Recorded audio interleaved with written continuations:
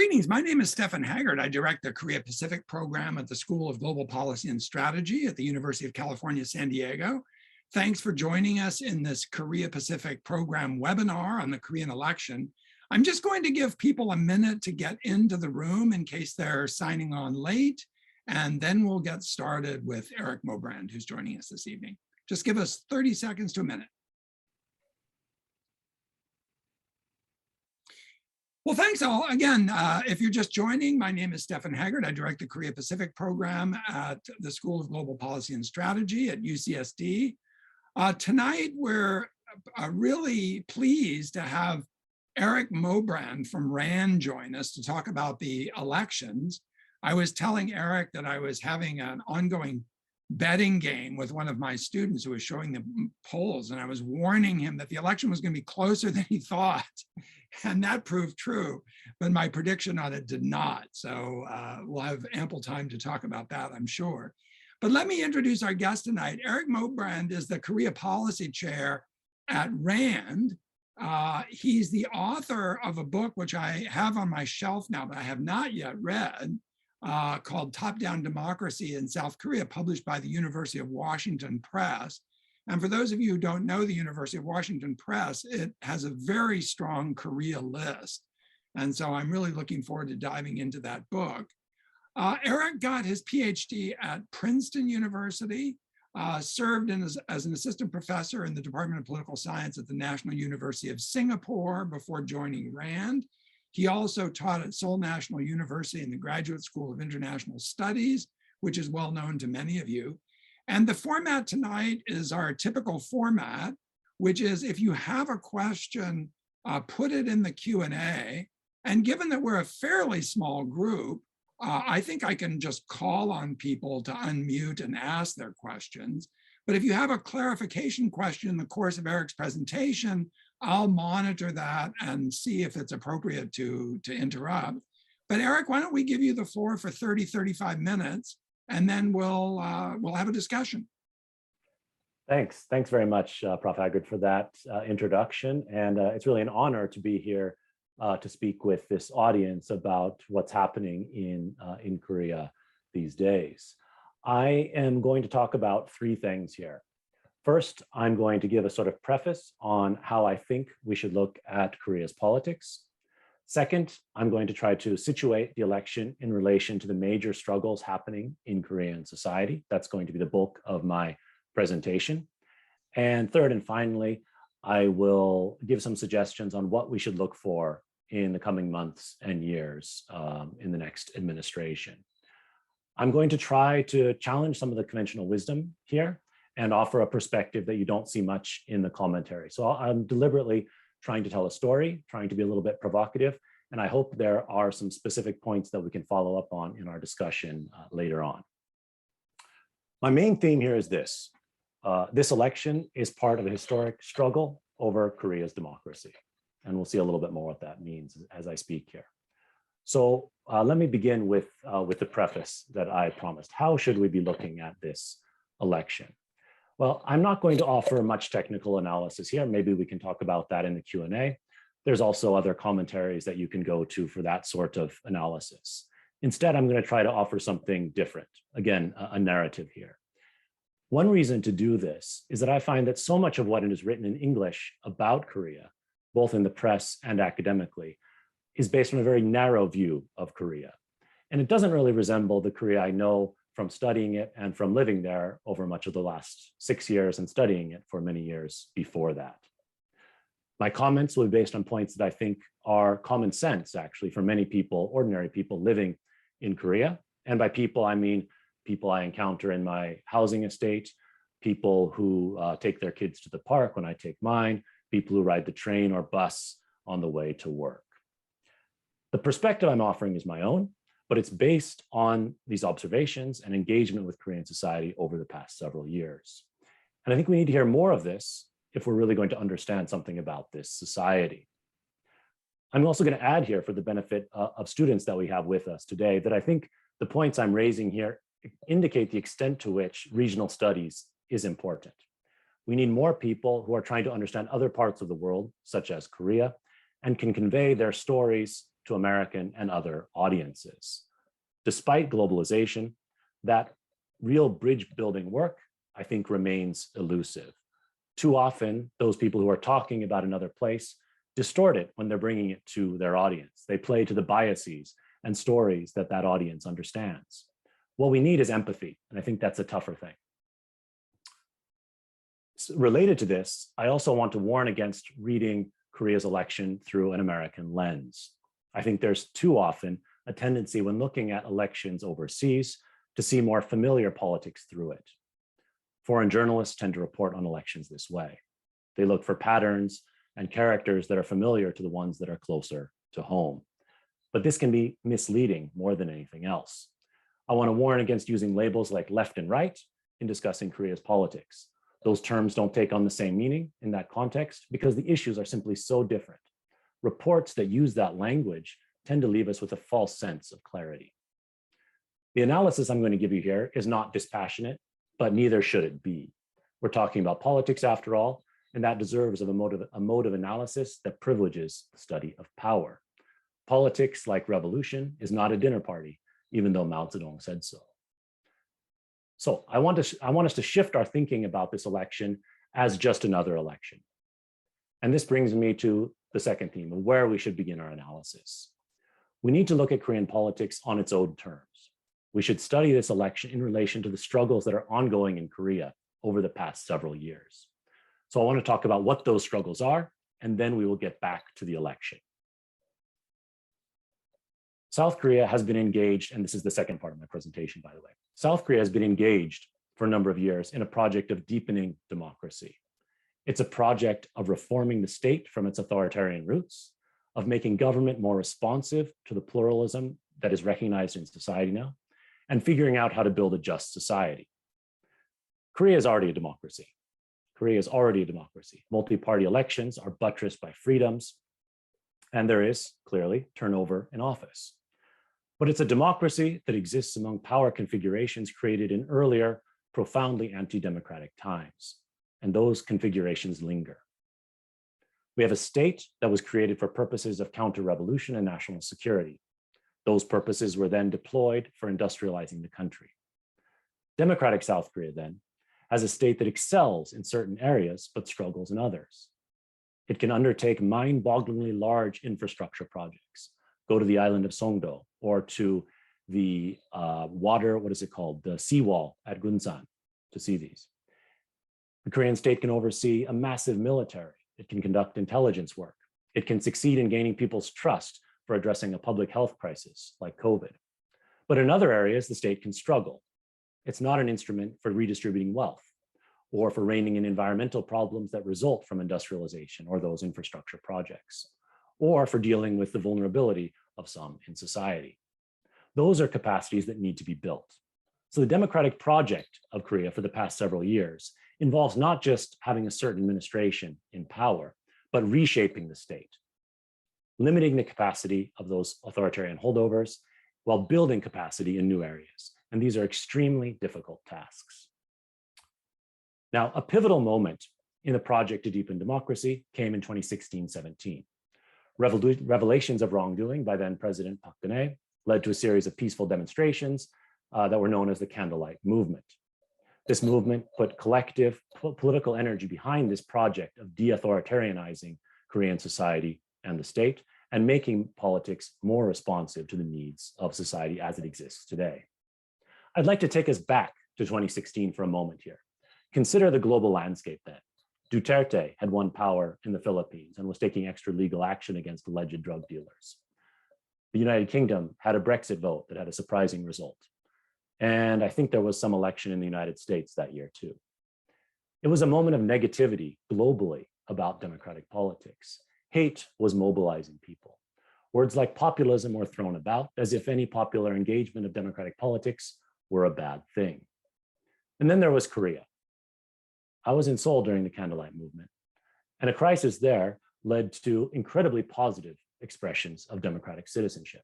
Over the winter of 2016-17, and winters in Korea are not like those in Southern California, millions of people turned up on Saturday nights to demonstrate peacefully. These were not organized through parties or unions. but through new kinds of coordinating groups that emerged. The environment was friendly, family-friendly, and festive. Ordinary citizens immediately found and created meaning in forming responses to the scandal. They saw it as being about demanding a fairer society. The president had taken advantage of unjust privilege. She was, after all, the daughter of a former president, and abused her office. It was time to articulate aspirations for profound transformation. And that meant the project of deepening democracy, of removing those opportunities for collusion among the powerful in society, business, and politics. There was a deeper history to this movement, building on some previous movements that happened, but I'm not going to go into that here. Now, in the aftermath of the Candlelight Movement, there was a flowering of discussions about democracy. Again, the contrast with the rest of the world was striking. It was a period when democracy really became a Korean thing. People made it their own. It no longer made sense to look to the United States or some other external reference point in order to think about what our democracy should be. I attended seminars held by civil society types that were about how do we reinvent democracy for ourselves? What places should we learn about? How do we remake political parties? How do we reinvent government-citizen interaction? It was really free thinking, really confident. Pluralism was a buzzword in this period, 2016, 17, 18. It was recognized that Korea was a diverse society with people having different sorts of needs and vulnerabilities. And the current system simply wasn't addressing those. It was time to build ways to address those different conditions. A prominent observer called this Korea's constitutional moment, the Candlelight Movement. It was Korea's constitutional moment. For the first time, so this interpretation goes, people attached meaning to the formal public order. In a society that was given a constitution, not making one on its own, that was given a constitution and forced to be divided, this was a very meaningful thing indeed. This theme of bifurcation between the formal institutional politics of South Korea on one hand and its substantive politics on the other is a major one in the study of the country's politics. It's a bifurcation that's characterized so much of the country's politics since democratization in the 1980s. The scholar most associated with this view is Professor Choi Jang-jip. He describes a conservative two-party system, that's his term, a conservative two-party system in which voters are disempowered because of political class that has very little social basis. One can interpret the Candlelight Movement as a moment when those substantive struggles worked their way into formal politics, overcoming that bifurcation. Once President Park Geun-hye was removed from office, the Democratic Party, that's now the party of current President Moon Jae-in, took up the torch of the Candlelight Movement, made Moon their candidate. He campaigned and then took office with aspirations to pursue this vision of the Candlelight Movement, of deepening democracy.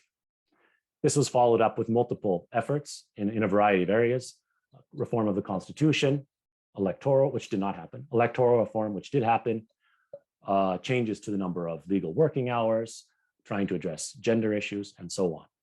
In 2020, there was a National Assembly election at the beginning of COVID, in which not only did his Democratic Party win, but figures closer to the Candlelight Movement took power. I really want to stress how impressive this side of South Korea's democracy is. There are investigative journalists and political program hosts, mostly online, some on the radio, who draw in huge audiences. They bring in legislators to dissect bills and debate them. As big as Korean popular culture is overseas, Koreans are riveted by their own politics.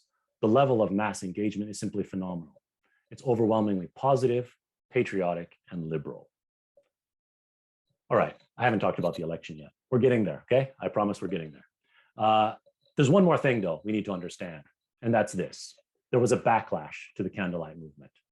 The forces that have mostly run Korean society recomposed themselves and found opportunities to halt the process of deepening democracy.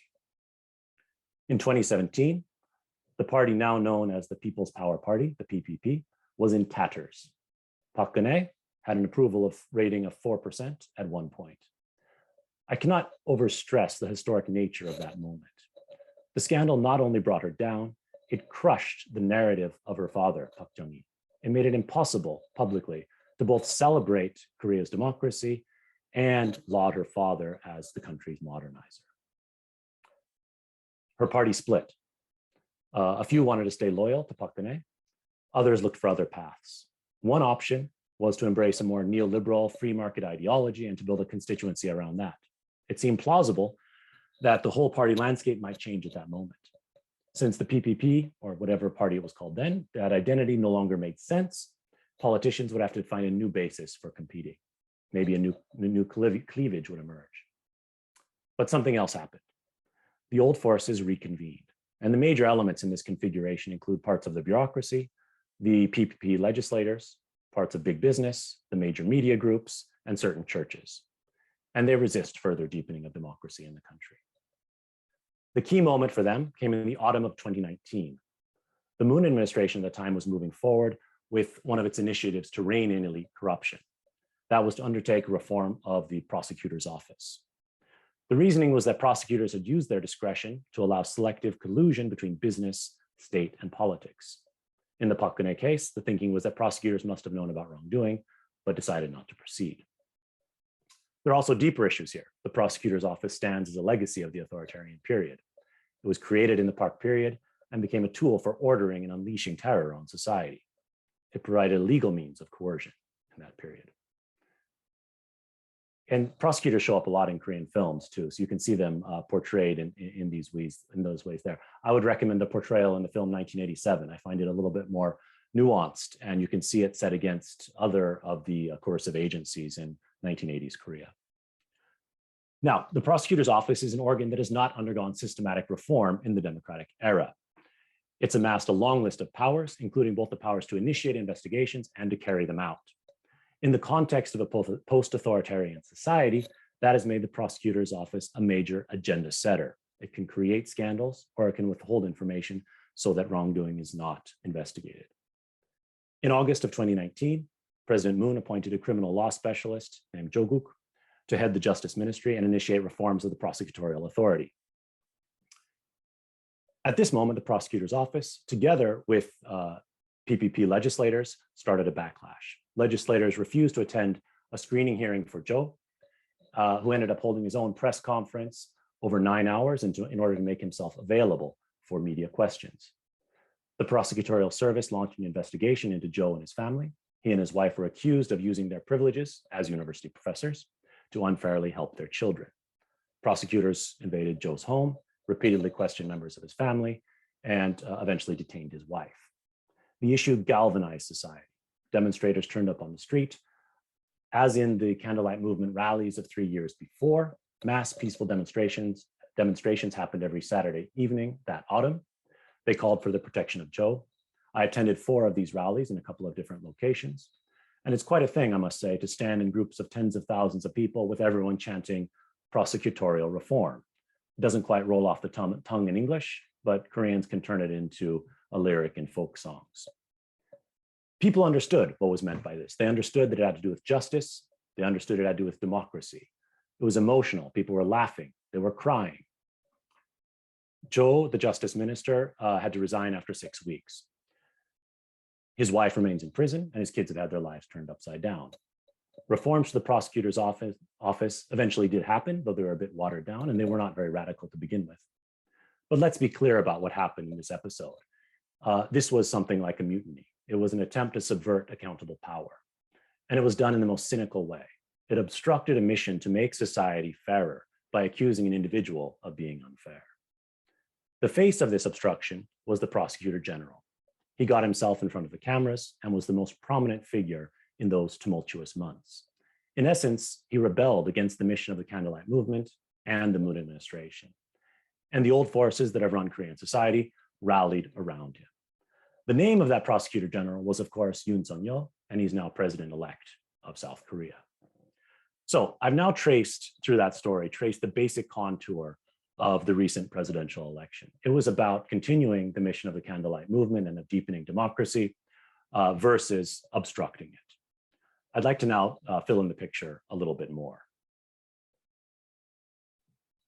Yoon could become a candidate because parties in the PPP line had collapsed in 2017. He had rivals for the candidacy eventually in 2021, who were from the old mainstream of the party, but he was able to defeat them in a rather rough candidate selection process. Yoon was an outsider with no political experience, whose political credentials were built entirely on that 2019 episode. In the other corner of this election we had representing President Moon's Democratic Party, we had Lee Jae-myung. Like Yoon, Lee was a lawyer, and like Yoon, Lee was a figure on the fringes of his party. But that's really where the parallels end. Lee gained attention while serving as mayor of the city of Seongnam outside of Seoul. He had implemented local economic stimulus programs as well as redistribution programs that had gained him some acclaim. And he later served as governor of the province surrounding Seoul, where he tried out similar programs. Now, it's rather unusual to have somebody who's never served in the National Assembly as a leading presidential candidate, but that's what we got from both major parties this time around. In the Democratic Party, there was a rather open field of candidates last year. The candidate selection process proceeded relatively smoothly and amicably. Lee Jae-myung could have lost to Lee Nak-yeon, a former prime minister and Democratic Party heavyweight. The other Lee would have represented someone a little more aligned with the political establishment and maybe a little less with the Candlelight Movement. Now, I'm not trying to say here that Lee Jae-myung was the embodiment of the Candlelight Movement, but he was closer to that side than many other within the Democratic Party are. It was anticipated that a Lee government would continue with the reforms that Moon started, albeit in a somewhat different way, with different ideas about how to go about making society fairer. And that was what was on the ballot box last week, an option to press ahead with this democratization program or to turn back. Okay, now let's talk a little bit about what happened. Yoon Seok-youl and the PPP took a series of risks in order to get to the presidency, and those risks paid off. Together, these meant a party representing and promulgating negativity in three senses.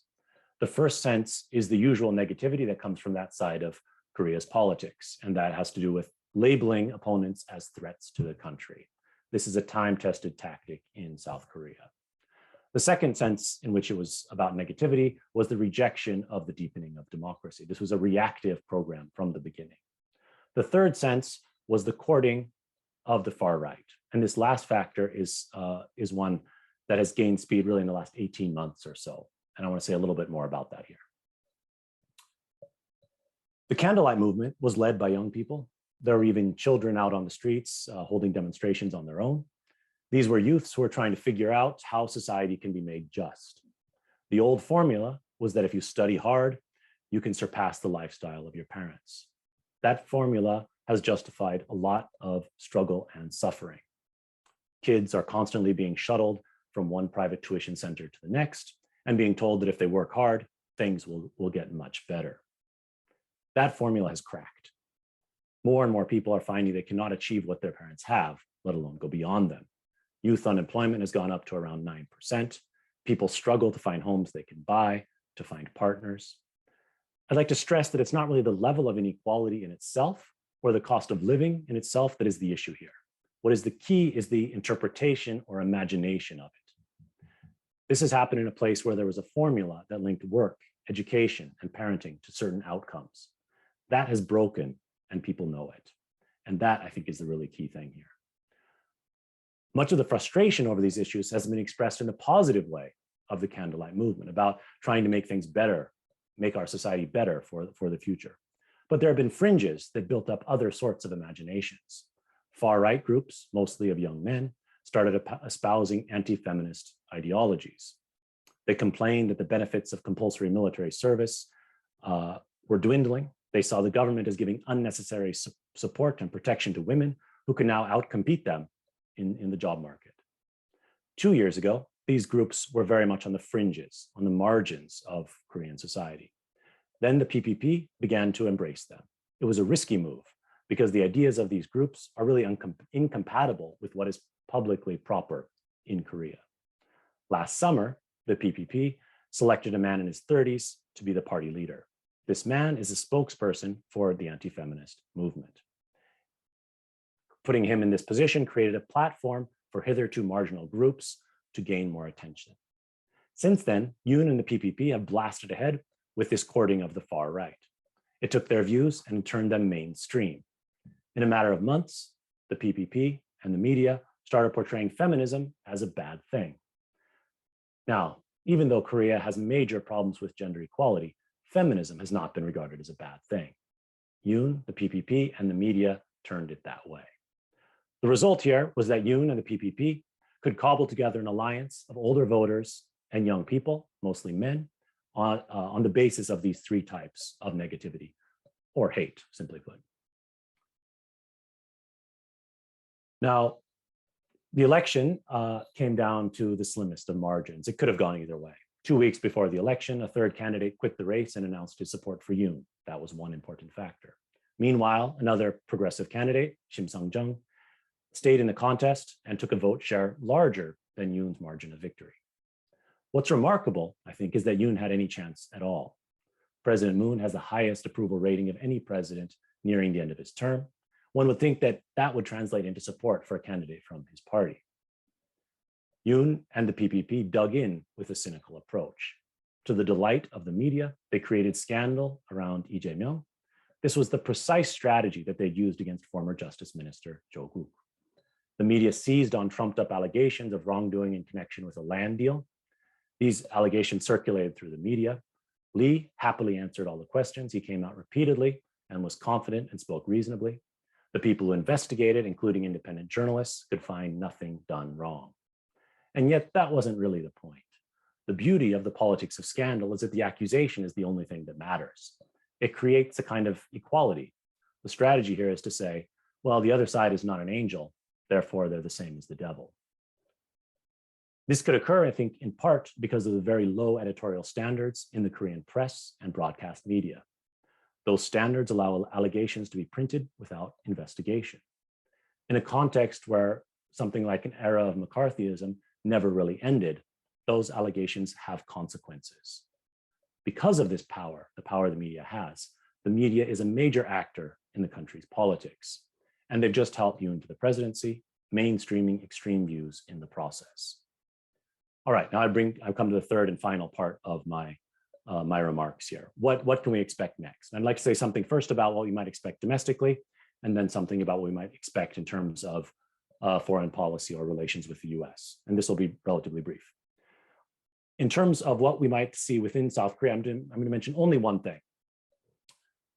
And that is to look out for a politicization of the legal system. We have a person who's not only former prosecutor, not only a former prosecutor general, but someone who has pledged to take legal action against the sitting president. Some people will claim, many people will claim that this is just the usual cycle of Korea's politics. All presidents end in bad situations, in jail or worse. I think this view, I said I was going to be kind of provocative. I think this view is utter rubbish. I think it is simply trying to tell too simple a story about a very complex phenomenon. It's the most basic of fallacies, and we've avoided it in science for centuries, but for some reason, it's still allowed into our political analysis. What's happened after each president has actually been quite different in each case, if we look case by case. This time, it seems clearly it would be for revenge. It would mean a massive politicization of the rule of law. And this would be in a context where there's already a sense that there is some arbitrariness to law. And I think this is a very serious concern for Korea. It relates to this fundamental issue of how do we create a just society and deal with people who are not doing as well as they had hoped. And the answer we may get could lead us down a sort of cynical and nihilistic path. The best hope may be that if Yoon attempts an inappropriate use of prosecutorial authority, people will respond. They're well-informed and politically engaged and conscious. They'll take action. And I think that serves as a check on power, as much as any formal separation of branches of government. But people are also tired. It's really tiring to protest all the time, especially against people who are cynical and will do pretty much anything to block progress. And I think people after this election are going to feel rather failed by electoral politics. Now, what does all of this mean for the United States? The first batch of commentaries I've seen since the election suggests that life in East Asia will get easier for the US. A Yoon administration is keen on restoring friendly ties with Japan and on halting efforts at dialogue with Pyongyang. Yoon said he is keen to get advice from Washington. But Washington may not know what is best for the United States in Korea. Knowing what is best for oneself from others requires knowing empathetically about the other.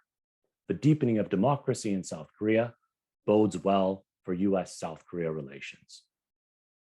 Any short-term steps by Yoon by a Yoon presidency will not address the underlying frustrations in South Korean society over the country's autonomy.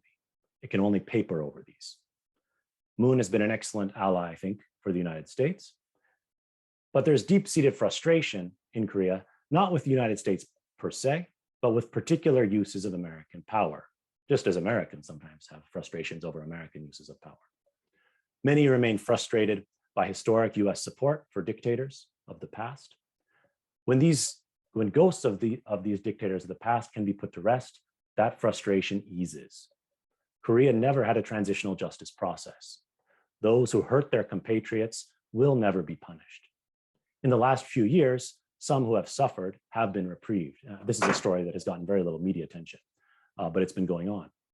That does a lot, I think, to relinquish frustration with dictatorship of the past. That sort of healing is also excellent for US-South Korea relations. So is the deepening of democracy through reforming authoritarian practices and institutions. I'm going to conclude here. Let me wrap up my remarks. We should be a bit traumatized by what happened in this election. Plenty of Koreans are. This is a place with widespread optimistic commitment to political engagement. And yet even here, in this place with the most astonishing positive engagement, it was hate that won the day. I think a lot of the discussion that will follow will highlight the role of the media. We need a rethink of the news media's role in democracy, not just in Korea, but in a lot of places. I'd like to point out that foreign news coverage of the Korean election, I think, has been especially awful. It has stressed the extent to which Korean politics is toxic. Foreign correspondents and commentators tend to latch on to whatever is available in English or what the print news or broadcast media in Korea say. They've emphasized the mudslinging and portrayed Korea's politics as dysfunctional. These reports, in fact, play right into the hands of anti-democratic forces. They treat both sides as equal, which is precisely the strategy when mobilizing scandal and hate. These reports could even be said to verge on racism. They blame the place and a whole people for actions taken by a subset. In my comments here, I've been trying to issue something of a corrective to this. And I think that starts with thinking about the election in this broader context of the struggle going on in South Korean society. To be sure, elections bring out the worst in Korea's politics. But there's so much more and so much that is beautiful and inspiring for democracy in Korea's politics. We should hope that those elements, while experiencing a setback here, remain strong and keep fighting. I think that's good both for Korea and for the United States. And I'll end my comments there, and I look forward to talking.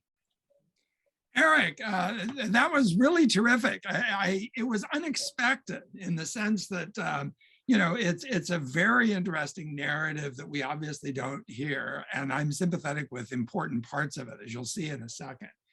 But it's my job to make life for you difficult. So let me ask a question to you, because this pertains to my own research, and we'll get others in. So there are two possible claims you could make with respect to how Korean society is divided. One is that you have a party which is a progressive party, which is committed to a whole host of things that you talk about, like redistribution, what you call the deepening of democracy, picking up on diversity, providing protections for minorities. I mean, the whole list of progressive things that left parties do. And another party which is simply more conservative than people think. So you just have a conservative electorate. And we can talk about what that is. It's made up of small business owners. It's made up of large business owners. It's made up of religious groups. It's made up of homophobes. I mean, it's made up of a whole series of constituencies, but they're not anti-democratic. They're just conservative. The other claim which you're making, which I'm sympathetic to, I mean, I think it requires, serious consideration. I've said this publicly about the United States in my work on backsliding, is that one of the two parties is actually anti-democratic. And I think that separating those two things or making the argument clearly between those two types of claims is quite essential. I mean, I personally think that Trump had anti-democratic tendencies, and he played to anti-democratic tendencies in the Republican Party. But I don't think the entire Republican Party is anti-democratic. Now, so I don't know if there's a question behind this, but I noticed it just phrases like, deepening of democracy. Well, some of what you said is deepening of democracy because it's talking about tackling problems of democratic governance. But some of the things that you talk about are just up for play in any democratic system. Should we redistribute more or not? There are people who believe in more redistribution and there are people who don't. But that's not an issue of democracy as an institutional form. That's just the politics of who should get what, how much market, how much state. I mean, those whole classical left-right thing. So again, yeah. I'm kind of rambling, and there's some good questions in the queue, but you get my point. Yeah. Thanks a lot for those reflections, and I'll respond a little bit. The struggle that I describe in Korean society is not one that translates directly into a struggle between political parties. I do not think that the Democratic Party now or ever is fully on this side of deepening democracy and trying to remove authoritarianism of the past. It can be pushed in that direction. The Candlelight Movement, that mass movement, had the effect of pushing the party in that direction. But it doesn't necessarily always go that way. It's not necessarily the case that President Moon has always been representing that. And I think there are some criticisms of him precisely for that. There have also been other protagonists.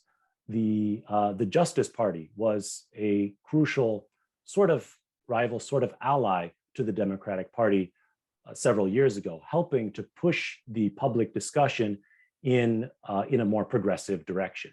The Justice Party has since taken this was the party of the third candidate, Shim Sung-jun, and has taken a very different stance in the last few years. But until a few years ago, it was playing a big role in pushing the conversation. So I don't want to see the struggle that's going on in Korea as largely a struggle between parties. Both of the major parties are responding to this struggle.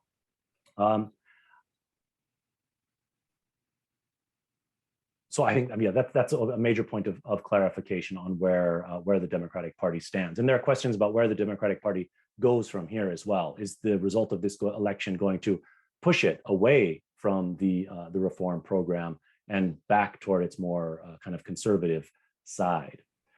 Yeah, I mean, that's fair. That's fair. But just to be clear, I mean, I'm using the party label to cover wide, kind of coalitions of disparate political forces. And on the right, some of those may be anti-democratic, but some aren't anti-democratic. They're just conservative. They want to see some different policy agenda than the Democratic Party's policy agenda. Right. So I've used the term, I have an article from last year that I used the term anti-democratic to describe some of the politics that's happened in the last few years in response to the Candlelight Movement. So I'm certainly okay with using that term, and I think it can be helpful. We had a moment where the PPP line could have been less anti-democratic if it had taken that more kind of free market ideology approach, and it certainly includes some people who fall within that fold.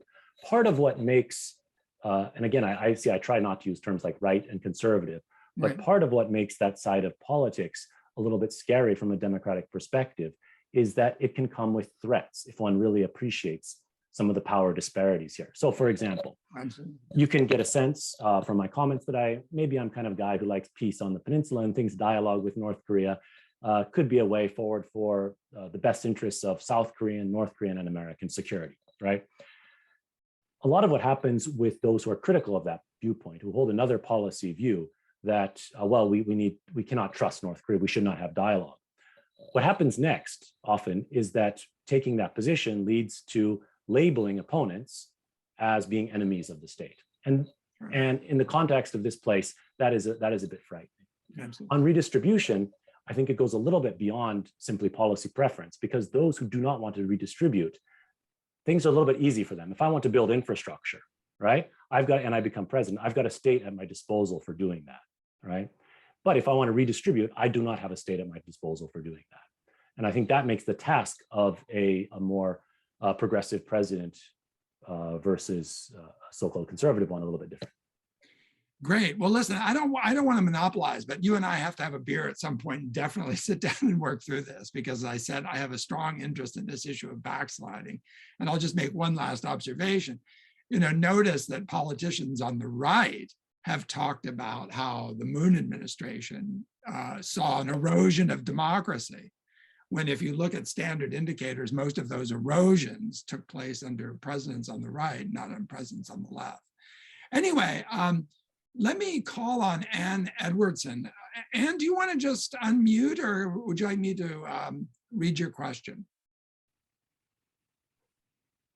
Curtis, can we unmute Ann? Okay, yes. I was just curious because I know, can you hear me? Okay. Now? Yes. Yeah. Okay.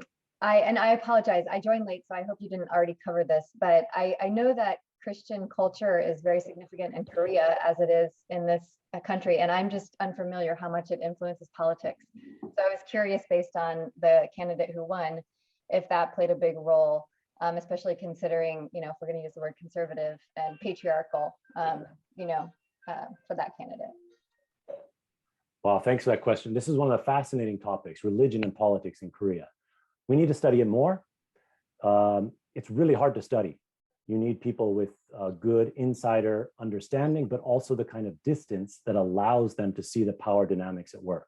So it's very tricky to find people who are good at studying this sort of thing. We're going to have lots of discussions about this, I think, in the next administration. It won't be about Christianity per se. There are many Christian cultures.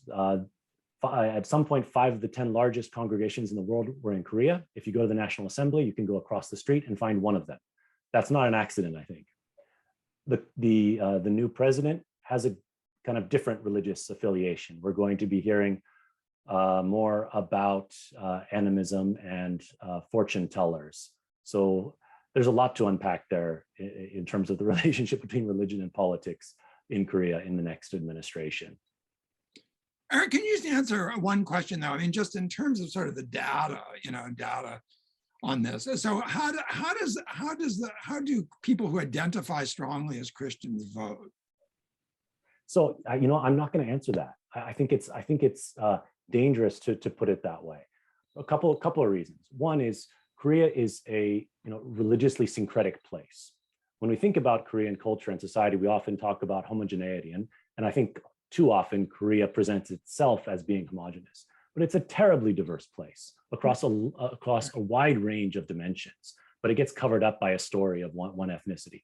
But one dimension where that diversity cannot be covered up is religion. We have a history of different religious and cultural traditions influencing society. And so looking at people as identifying with one religion or another gives us a rather thin understanding of how religiosity operates in the society. Okay, so that kind of point aside, certainly some people would identify, or many people would identify as Christians or Christians of certain denominations. And I think we're going to have different political tendencies toward different political affiliations, depending on which churches we are talking about. No, the most significant bloc are going to be evangelical Protestants who would be opposing democratic deepening.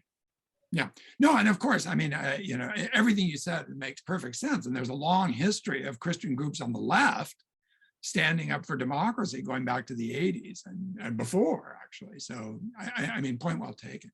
I'm just going to ask Victor Shi's question because it's quite short, but I'll elaborate on it a little bit.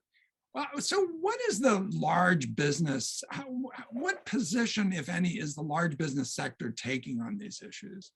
That's a complicated question in the US, where identification with certain types of policies can be controversial just from a PR perspective. My impression, loosely, is that that's less true in Korea. And the chaebol, if you want to use that term loosely, have sort of identified with what you call this, this challenge or opposition to democratic deepening. But does that generalization hold too? I think basically it does, but I think they also stay quiet. There's not really much need or reason to be vocal about that position of bringing up these questions of how we make society fairer, of unfair privilege can sit uncomfortably with the families that run those businesses. So I would generally place them where you have, but note that they don't need to take any active position. I'll also add that under the Moon administration, there has been discussion of reform of the chaebol, of the conglomerates, and we also had the scion of the Samsung family spend a period of time in jail. So we had kind of movement in the direction that the conglomerates were not really above the law anymore. I think there are kind of divided views on how we evaluate Moon's administration with regard to chaebol and chaebol reform. One view would say that maybe he didn't do enough. He promised to have chaebol reform actually happen, and he unnecessarily allowed Lee out of prison. Another side would say that, well, he moved things in the right direction, at least by getting him into prison in the first place, and by getting, I think, a broad swathe of Korean society, including political society, to the point of accepting that some sort of chaebol reform needs to happen.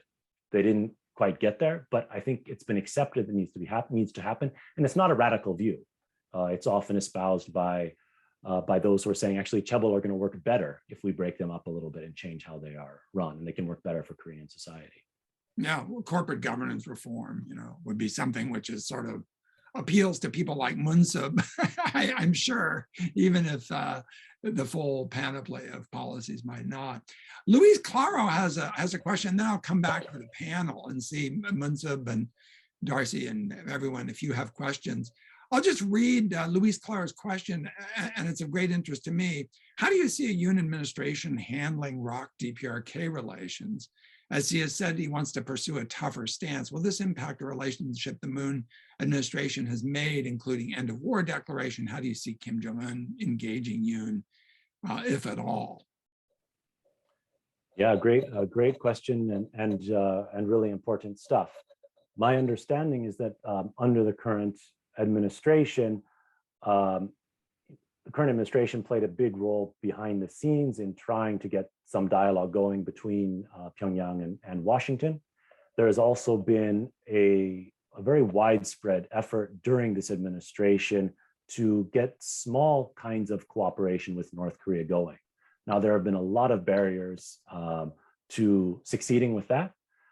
Nonetheless, there are many people who have been much more engaged with trying to open up communication, collaboration with North Korea.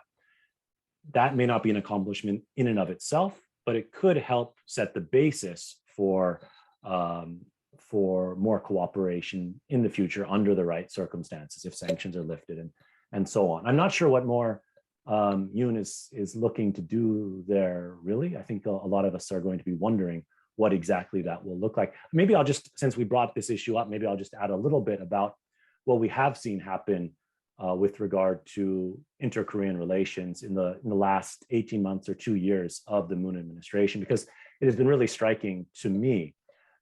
We've heard about this possible end of war declaration, which may be important symbolically, but there's also been a major intellectual shift among progressives in Korea. And that is a shift away from seeing peaceful unification as the main and only goal to seeing peace as a goal that has value in and of itself.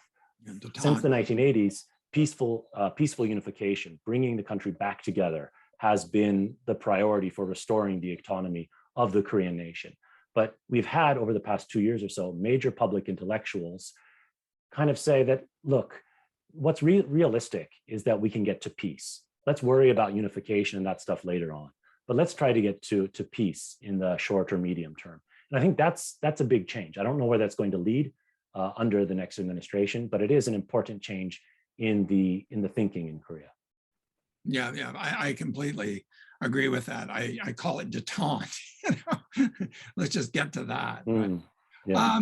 Munsub, why don't you jump in, and then Delaney and who I think I called Darcy. I'm sorry about that. My apologies. It's been one of those long webinar days.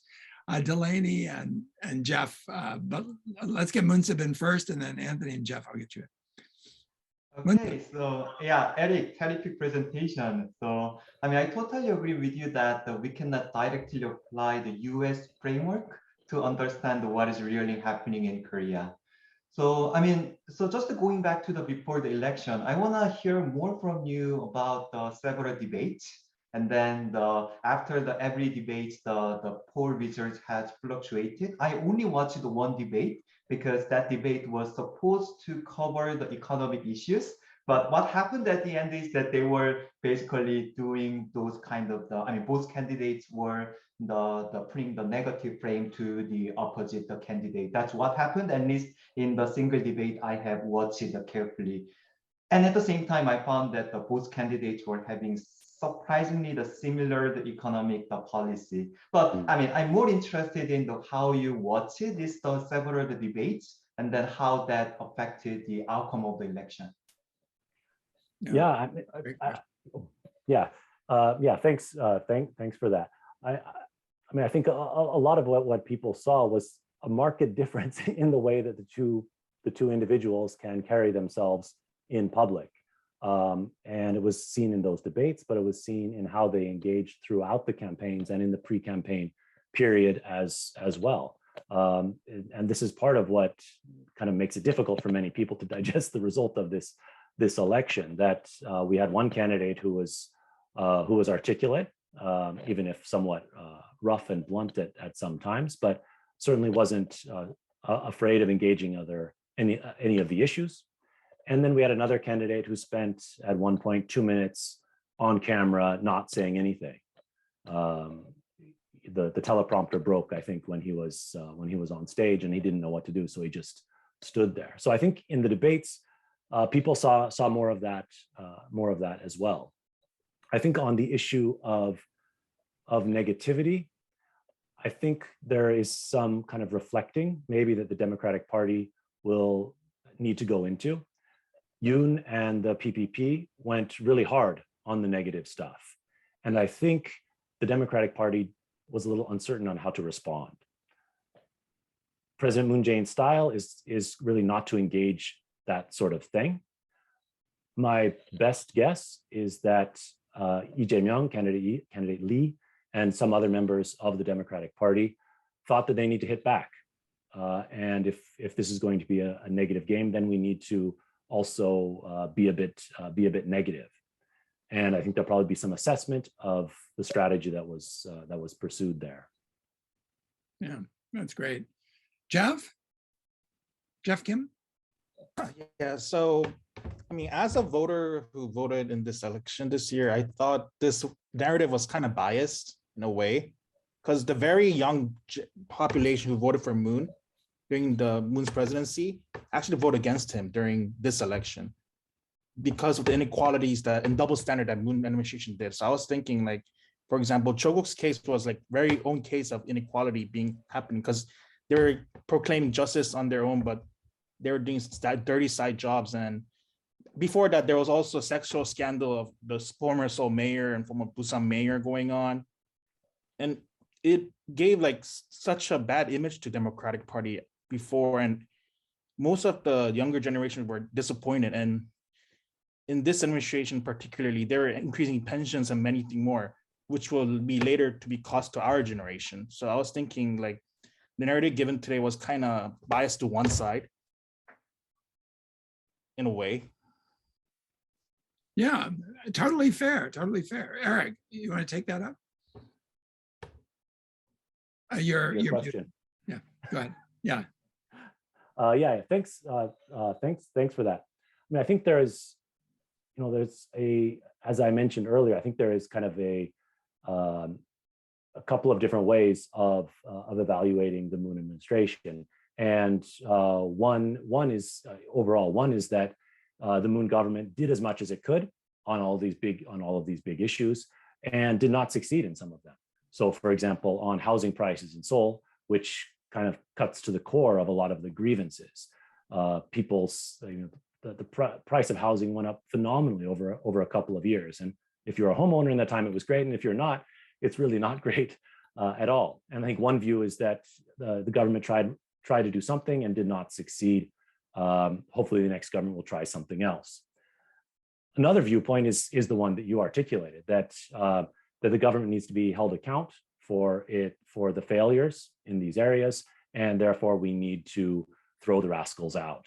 And I think some people have of course that view as well. I would draw attention away from questions of individuals in power and what kind of wrongdoing they have been involved in, and more toward kind of the social forces that they might represent. And that's kind of what I try to do in my analysis. What are the big things at stake here? And I think a lot of what happened is that there was an effort to sideline big social programs for big change by making accusations of particular individuals. Yeah, I just so you know, some of the reaction you're getting from the audience, this repeats some of what Jeff said, but let me just read this question. You talked about the backlash from old forces like the PPP and prosecutor's office, but there's also large portions of Korean youth and moderate voters who expressed deep disappointment over Moon administration's promises for justice and equal opportunity. The Jokuk scandal, for example, also led to anti-Jokuk student protests in many university campuses, including in Jokuk's own home university. How do you see the youth's role in this? And I'll cite one example, which I'm aware of a little bit better than some of the data with respect to other issues. But there is this strange kink with respect to how to deal with North Korea among younger voters. That if you go back to 386 generation, they're much more willing to engage. But then as you come down to people in their 20s, you see this kind of disaffection with North Korea, the North Korea question. We shouldn't be defining ourselves in this and so on. And again, I can see that as a legitimate policy view. I certainly don't think calling those people traitors is a legitimate policy view, because that to me is profoundly undemocratic, to call your political opposition an enemy. But to say that, engagement doesn't appear to work, that's a, Absolutely. That's something which turns up every 5 years. Yeah. I mean, I have my pulse less on, I know people who fit into my demographic better than I know youth voters. So I can say that one of my guesses is that InterKorean Relations is a bit less on the radar for voters in their 20s compared to voters at all ages above that, even if they swing in different directions. I think it's not the most significant issue. Yeah, that's for sure. I mean, as a political analyst as well, my interest is in elections as a political process, and not necessarily in the viewpoints of ordinary people, because these are also shaped by media. And so I think it's much more important to understand the stories and the packaging, the frames, the narratives that the media got out. Some people have ascribed to. I think some of those stories are overblown, and I've written about this. The story of reactions to Jokuk at Seoul National University, where I've been teaching, and I was on campus during that time, and I went and I looked for the demonstrations, and you know what I found? I did not find them. The people who are demonstrating against him, they were definitely not students. They were much older. And I have lots of photographs of them showing up and demonstrating against Joe. Yeah. Well, look, Erik, I just thought this was immensely interesting, and it's so good to have fresh voice on this, because I think one thing you said from the start is you certainly won't see this in the New York Times, even in the New York Times or the Washington Post, this perspective. And I think it was very refreshing to hear something different and provocative. I hope we can have you back we'll definitely post this video. And one of the things we can do is in the comments section on YouTube, I think we can add some of your writings there and make links to them. So if you can send me some of your writings in this Sure. vein, when we get this up, I'll work with Curtis and see if we can put things in the chat, and people like Jeff and others can get on and boo you from a distance. So, but thanks very much for coming, and thanks to all of you for showing up and participating in this discussion. So Thanks, I appreciate it. Thank you. yeah, it's fun.